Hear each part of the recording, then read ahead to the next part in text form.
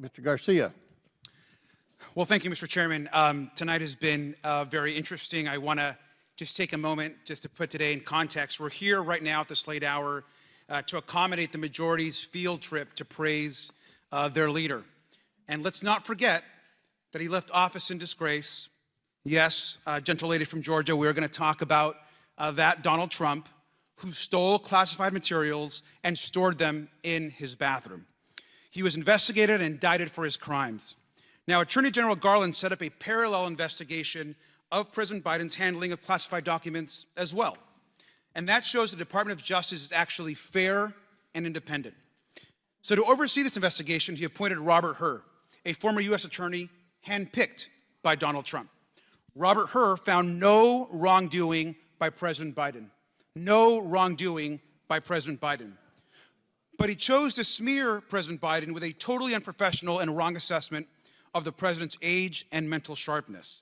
Now, as we know, his assessment about President Biden was wrong because you can literally yourself read the transcript, which is over 250 pages long. Now, many of us, especially us Democrats, know the president. He is sharp. He is focused on the big issues. He's dealing with large challenges across the world. Now, the majority is hyping up this issue to distract us from the fact that Donald Trump keeps embarrassing himself in public. And as much as the gentle lady from Georgia and others may not like it, we know that Trump's public statements have been crazy and incoherent for years. And we know that he is too tired and sleepy to stay awake through his own criminal trial. It's not President Biden who's not sharp. It's, in fact, Donald Trump. Now, let's look at public reporting. I'm only going to talk about public reporting. His criminal trial started on April 15th. And here's a summary of the press reports. On his first day of his trial, Reuters reported that Trump appeared to doze off during jury selection. On April 16th, it was reported that Trump dropped his head inside the courtroom, keeping his eyes closed before jolting his head upright. On April 19th, the New York Times reported Trump's eyes remained, quote, closed for extended periods during the final day of jury selection. On April 22nd, MSNBC reported that Trump's lawyers were fighting to keep him awake. On April 30th, NBC and the New York Times reported that Trump nodded off for significant portions of witness testimony, and as we all know, basically kept his eyes closed for hours and hours on end. On May 9th, Trump's eyes remained closed for many minutes, and Trump later, of course, dozed on and off. And the reports go on and on. May 13th, Trump was, quote, asleep during the afternoon session. On May 14th, a political reporter said Trump slouched in his seat and closed his eyes and his mouth. Now, here we have a photo of Donald Trump, of course, through some of his trial. And I bring this up because it's Donald Trump that's asleep and that's hurting and dividing our country. And this attack on President Biden and his mental acuteness or his ability or his age is completely just a reason and an excuse for the Republicans to continue to attack President Biden when we all know that Donald Trump is the one that's unfit to be president.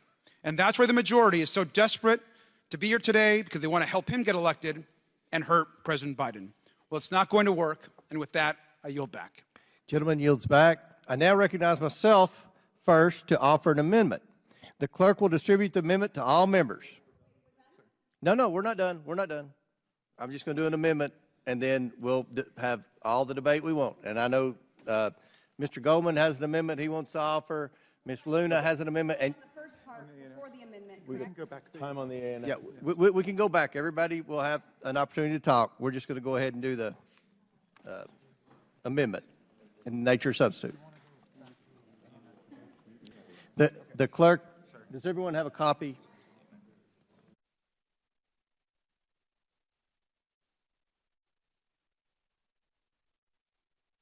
Okay, Ms. Boebert, I have to allow people to speak on the A&S if they want right now, so I will recognize you for 5 minutes. Thank you, Mr. Chairman.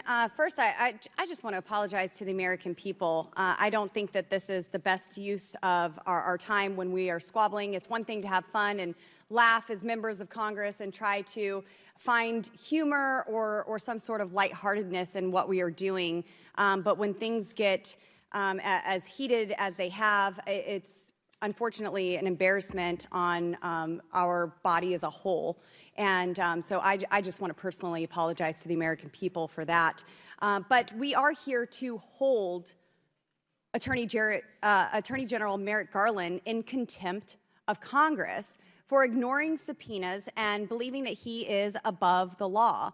We simply want to hear what was said in the interview that was transcribed. Yes, we have the transcriptions, but the White House has recently edited President Biden's mistakes by labeling them, quote, inaudible in transcripts. The committee members must be able to assess for themselves that the transcripts accurately reflects the true content of the interviews. Now, the American people, fortunate or unfortunate, have heard Joe Biden speak for over 3 years now, really, if you include the campaign, about 4 years.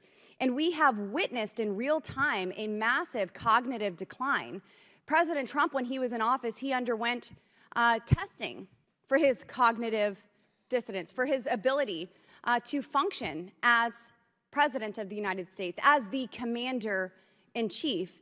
And unfortunately, I haven't seen Joe Biden even read a teleprompter properly and get through the reading without also adding in what's in the brackets when he needs to take a pause. And there are many things that we could go on here, but I want to hear the inflections in Joe Biden's responses when he is answering these questions. Now, on February 27th, 2024, the Oversight Committee issued a subpoena for relevant information regarding the special counsel's investigation, including the transcript and any recordings of the special counsel's interviews with President Biden in October of 2023. Now, to date, the Department of Justice has refused to provide the committee the audio recordings. It's a very simple request. It can be provided at any time, but maybe, just maybe, this administration that has tried to cover up so much and tried to physically lift up Joe Biden and keep him upright is hiding even more. So we just want to hear how that interview actually went. I am in favor of moving forward to hold Attorney General Merrick Garland in contempt of Congress. I think there are many other things that we need to have him in for and move forward on in holding him accountable. I mean, he's gone after so many American citizens, moms and dads who attend school board meetings, those of the Catholic faith. The DOJ has been completely weaponized, and it's very sad for our country. But this hearing will continue. We have many amendments. I'm sure there will be much dialogue. Hopefully, there is some decorum on both sides of the aisle. And if in my remaining 1 minute, I could request, every so often, Mr. Garcia, maybe you could just lift up that picture of our President Trump sleeping. As you say, I think he's praying. But if he is sleeping, he certainly looks pretty while he sleeps. Maybe it's an endearing moment of prayer, though. I know when I fall asleep on airplanes, my mouth kind of drops open, and his mouth is kind of tight-lipped. So maybe it's just a somber moment of I mean, thought. he's sleeping. It's been reported by multiple press outlets. I was in the that courtroom he's today, sleeping. and I could see why someone would fall asleep, just like George Conway fell asleep today. In the court hearing. It's kind of slow in there. It's not as exciting as the House Oversight Committee, but I just wanted to say that's a lovely picture you have of President Trump, Mr. Garcia. Thank you, and I yield. Gentlelady yields back. Does any other member wish to speak on the underlying?